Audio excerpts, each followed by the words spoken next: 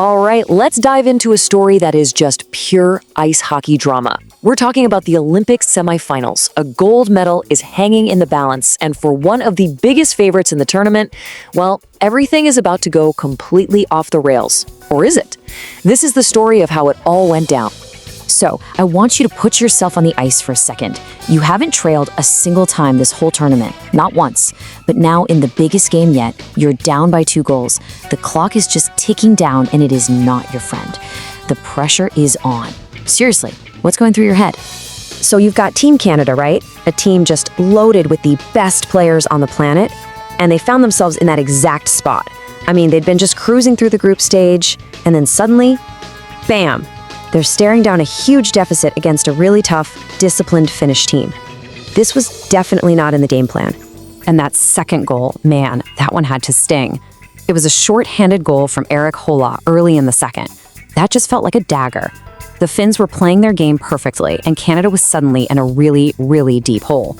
But, and this is where things get so interesting, while all the fans watching were probably freaking out, the bench was apparently cool as a cucumber. You hear this from center Nick Suzuki, this just incredible self-belief. It wasn't a question of if they could score, it was just a matter of when. That composure, that quiet confidence, that's the pivot point for this entire story. And with that kind of mindset, the comeback was officially on. You know, it wasn't one big heroic moment right away. It was slow, it was methodical, it was just this rising tide of pressure that the Finns were gonna have to try and survive. And oh boy, did they ever. It was like a switch just flipped. All of a sudden, the ice felt like it was tilted completely in one direction. Finland wasn't dictating the pace anymore. They were just hanging on for dear life. And you can literally see that pressure in the numbers right here. After going down 2-0, Canada outshot Finland 31-8. I mean, that's not just an advantage, that is total and complete domination. They were basically living in Finland's zone, forcing them back on their heels.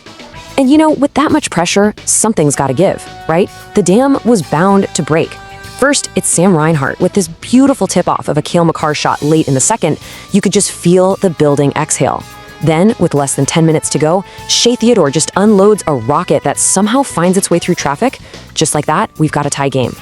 And this quote from Sam Bennett, it just nails it. This wasn't about trying to get fancy. It was about pure, simple force of will. A relentless pressure. It was all built on this belief that no matter how good your defense is, you just can't withstand that kind of assault forever. So the game's tied up. It feels like we're all heading to overtime, but that last minute of regulation, it's about to become one of the most incredible moments in Olympic history. This is where legends get made.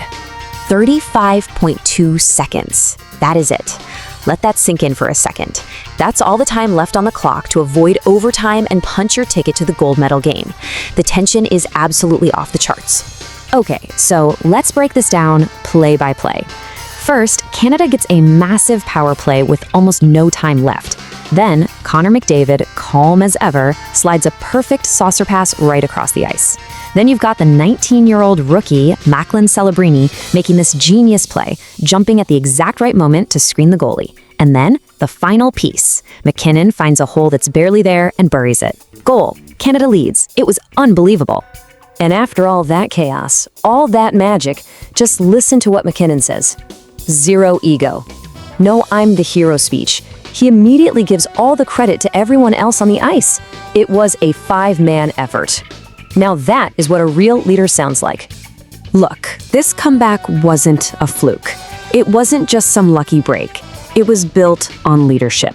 It was the result of a team so deep that new heroes could step up at the most critical time, especially when their captain couldn't be on the ice. And that's a huge detail that sometimes gets lost in all the excitement.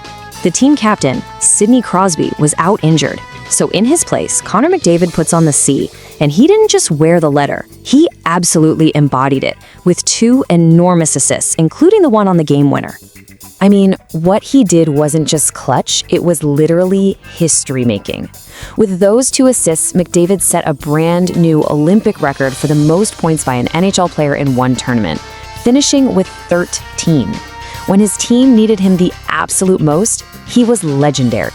But like MacKinnon said, right? It was the whole team. You had the 19-year-old phenom Macklin Celebrini just firing the puck, putting 8 shots on net all by himself. They figured out how to beat Finland's notorious defensive trap system, which is designed to just completely shut you down. Heck, they even had to sweat through an offside challenge on that winning goal. From top to bottom, every single guy played a part. And so, after one of the most amazing comebacks you will ever see, Canada moved on. And their opponent in the final? Oh, just their oldest, most intense rival. So it all comes down to this: Canada versus the USA for Olympic gold. After a semifinal like that, you've got to think Canada has all the momentum in the world. But in a rivalry this big, anything can happen. So the final question is, who's going to rise to the occasion one last time?